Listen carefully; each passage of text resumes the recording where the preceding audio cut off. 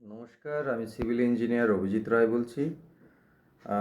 আজকের টপিকটা হচ্ছে আহ, যেদিন কনস্ট্রাকশান করছেন, মানে যেদিন ছাদ ঢালাই হচ্ছে, মেইন হচ্ছে কাস্টিং। যেদিন আপনি কাস্টিংটা করছেন, খুব কেয়ারফুলি এখন 2006-এর পরে আপনাকে এটা খুব ধ্যান দিতে হবে। কেন বললাম কথাটা?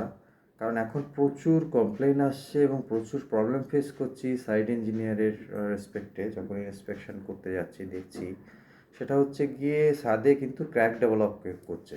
মানে ছাদ ঢালাই হলো, তার পরের দিন কিউরিং হলো, তার কিছুদিন বাদ যখন করছেন, ছাদে জল তুলে দিচ্ছেন, তখন কিন্তু ক্র্যাক ডেভেলপ হচ্ছে। তো এগুলো হচ্ছে আমাদের মেইন সিমেন্টের কারণে। কারণ সিমেন্টগুলোর যে কম্পোজিশন সেগুলো আগের থেকে অনেক চেঞ্জ হয়ে গেছে।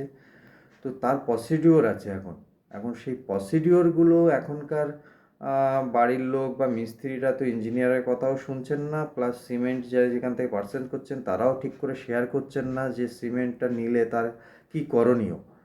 হ্যাঁ, মানে আগে যেমন সারাদিন ধরে ঢালাই হলো, তারপরের দিন ভালো মতন খেয়ে দিয়ে তারা বাড়ি চলে গেল, হ্যাঁ, মাংস ভাত খেয়ে।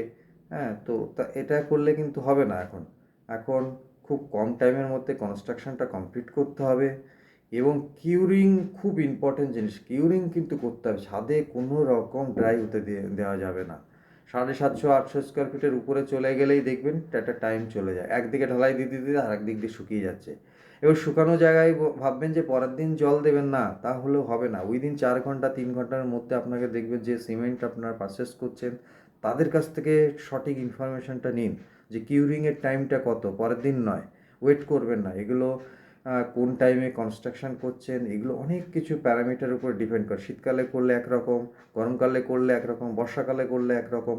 তো এগুলোর উপরে ডিপেন্ড করে। তাই এটা খুব কেয়ারফুলি কেয়ার রাখুন। এখন প্রচুর ক্র্যাক ডেভেলপ করছে আপনার কনস্ট্রাকশনের উপর। আপনি ভালো ম্যাটেরিয়াল ইউজ করেছেন, আপনার মিস্ত্রি ভালো কাজ করেছে, কিন্তু তা হলেও ক্র্যাক ডেভেলপ হচ্ছে। এটাই প্রচুর কমপ্লেন আসছে।